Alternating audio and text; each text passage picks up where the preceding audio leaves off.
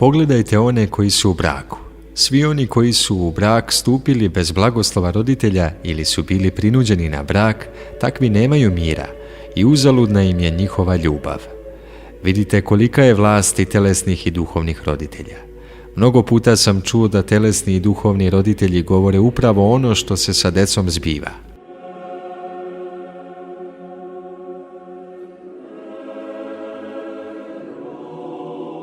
Jednom sam se začudio da je jedna majka koja je pobožna i otac, da su sina ubili mislima.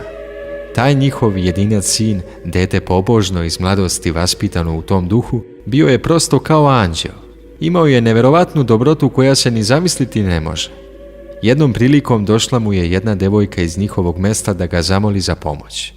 Naime, ona je zatrudnjela sa nekim čovekom, pa sad moli ovoga mladića da je oženi, jer su joj roditelji i braća strogi i kad primete da je trudna, ne preostaje joj ništa drugo nego da se ubije. On je pristao na to da potpišu taj bračni ugovor, pa kad se porodi i kad dete prohoda, on će svojim, a ona svojim putem.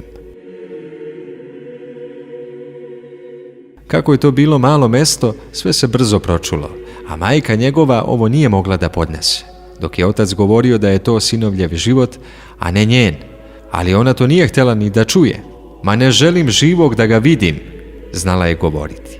Tako je i bilo. Taj se njihov sin jednom prilikom vozio na motoru sa drugom i nastradao. Nakon toga, ta majka je došla kod mene u tuzi i žalosti. Ja sam joj rekao, ti si ubila sina jedinca. Vidiš kako su jake tvoje misli. Rekla si da ga ne želiš živog, pa eto, to ti se i ostvarilo.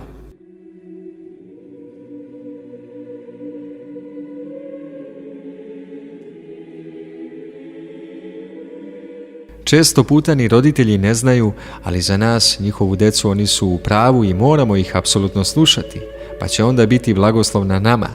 Nažalost, malo je onih koji roditelje poštuju kao svetinju.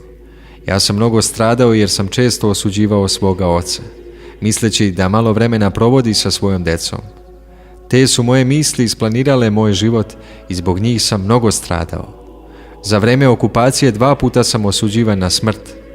Pre nisam znao zbog čega, ali kad sam se otreznio, video sam da sam ja taj koji je isplanirao svoj život.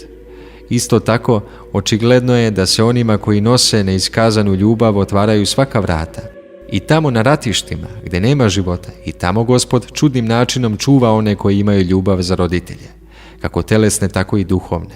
Vidite, kad bi mi takvi bili, ne bi stanje na zemlji bilo ovakvo.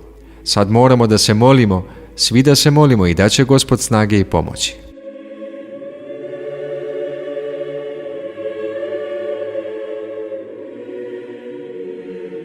Gospod je gospodar svih umova. On je silan i moćan da preobrazi svakog pojedinca da dođe sebi. Jer ako ga Gospod ne probudi, ko će? Kad ga ni majka ni otac nisu uputili na ispravan put. Ni u školi nije mogao naučiti ništa, sem da se u životu jede i pije. Ja sam još kao dete mnogo mislio o svetu. Još kao dete obraćao sam pažnju na misli, a vidim sad da sam ostario i još nisam dostigao onaj stepen koji sam dostigao kao dete, jer Gospod sam prosvećuje decu. Još sam bio mali, ni u školu nisam pošao, a primetio sam da moje misli lutaju dok se druga deca igraju. To nije dobro. Kažem ja sebi, moram da budem tu, prisutan mislima, usredsređen samo na taj posao, ali uzalud. Misli su mi stalno bežale. Kao dete sam još razmišljao o svemu tome, pa sad vidim, ostario sam, a još nisam dostigao taj stepen. Zbog toga sam želeo da vidim kako su se osjećali sveti oci, koji su za vreme života od crkve proslavljeni, a kasnije i na nebu, kako su se oni osjećali za vreme života.